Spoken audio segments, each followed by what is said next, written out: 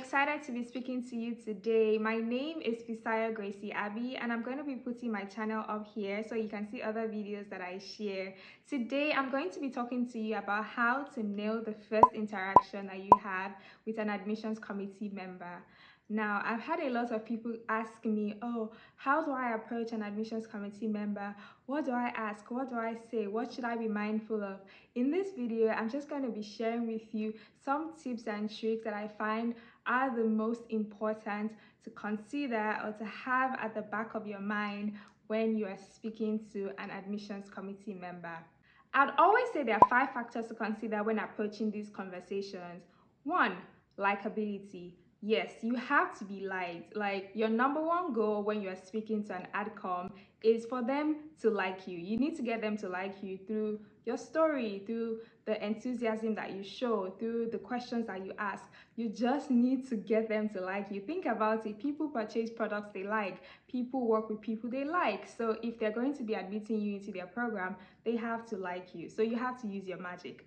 All right. The second point to have in mind is understanding. Now, the admissions committee member needs to understand your story. You need to be able to break down your background, your profile, what you're doing currently, and your future aspirations to them in a simple yet concise manner that they would understand you. Now, the third factor is agreeing. You need to get them to agree with your goals and your future aspirations. You need to tell them why you are doing what you want to do and let them see reasons with you. Now, the fourth thing is remembering. Of course, you have to be remembered.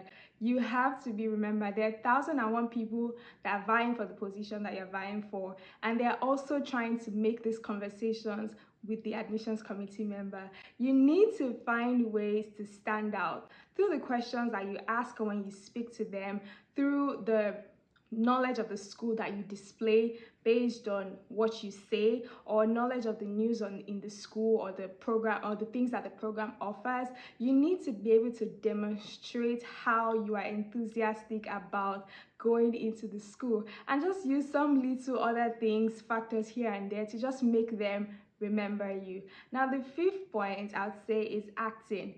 You need to get them to act towards you, whether they do it of their own free will or you make them do it. One way you find out if they like you is for them to give you tips on how you would stand out. When an admission committee member starts to tell you about how you can stand out in your application, how you can stand out in your essays, or they begin to tell you about how you can connect with one person in the program, or they begin to make plans to connect you with somebody else, then you know that you are on the right track. So if they don't expressly tell you these things, you can ask them as well.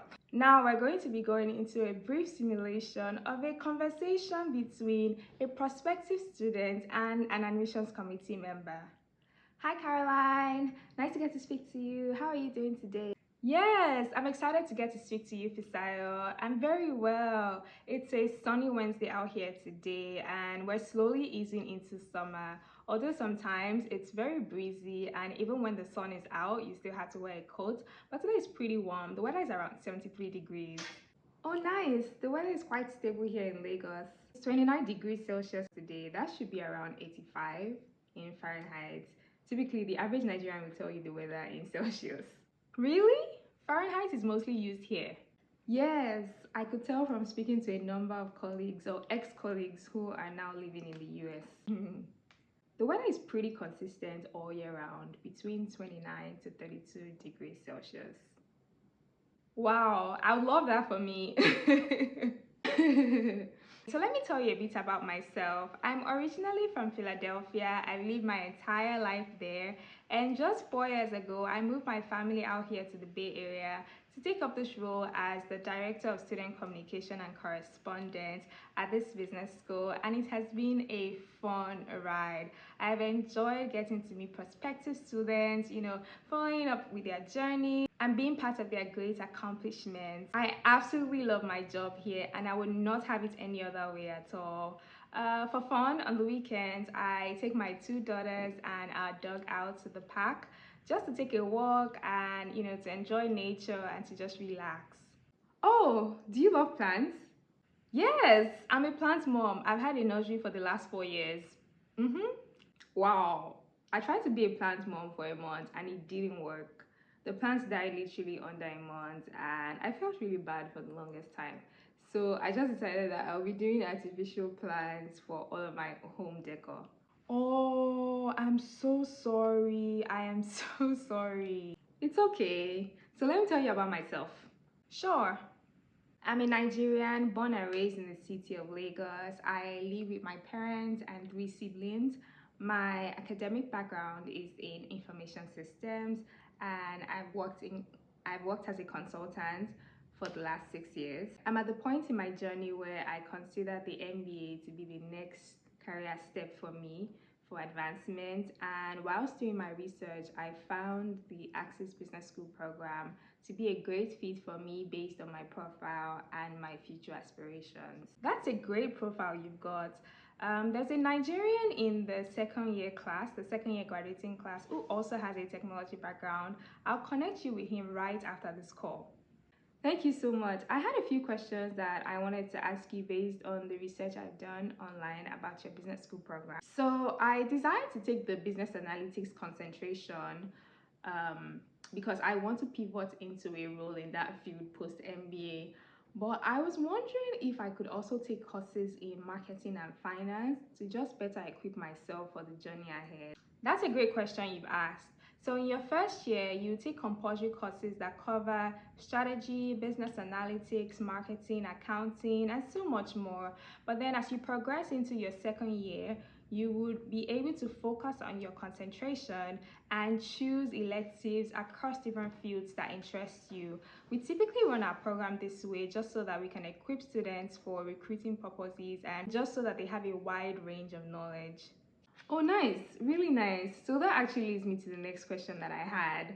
So I saw the employment reports for the last two graduating classes, and I noted that more than 95% of the students got internship offers before the summer, and that's very impressive, right? So I was curious and I was wondering, does the school offer special support programs to assist international students in their recruiting efforts based on the current job market in the United States? We do have dedicated career coaches that attend to the needs of students, and we also have career mentors that are assigned to each student just so that everyone is supported on their recruiting journey.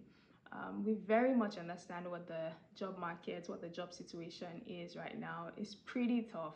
And so we do our best to ensure that everyone is covered, everyone feels supported, everyone has all the resources that they need. Well, that's great to know. So I had a question about my candidacy. I am in the process of preparing to take my GRE, but I recently realized that your school is offering a GRE waiver option.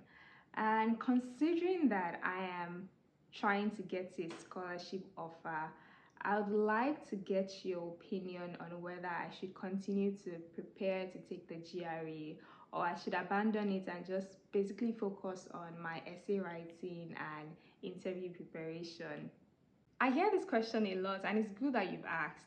I believe it's totally up to you to decide, but bear in mind that you're vying for a position that other bright candidates across the world with diverse, solid experiences are also trying to get into. So you need to put your best foot forward. You need to present your profile as the most competitive.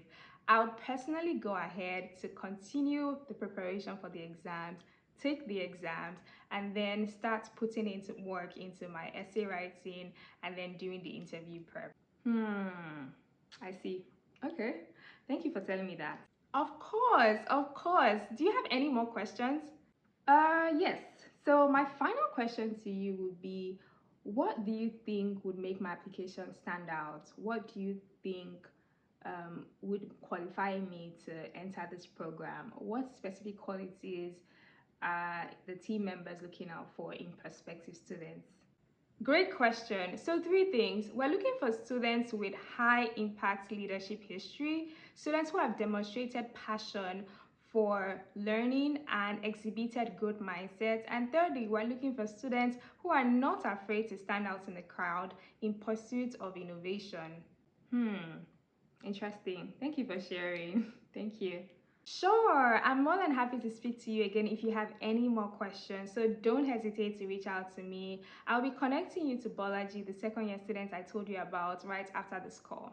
And I'd like to inform you that I'll be granting you an application fee waiver. I hope that is very useful for you. We had a really great conversation and I enjoyed getting to meet you. So look out for my email. Oh, thank you so much. I'm so grateful. I'm so grateful. Thank you so much. Of course, of course. All right, have a great rest of your day. Thank you. I will. Thank you. Bye. Thank you so much. Bye. Bye. I hope you enjoyed watching and you learned a few things. Let me know what you learned in the comment section and don't hesitate to drop any questions you have in the comments as well. Please like this video and share it with your friends. Thank you so much for watching and I'll see you next time. Bye!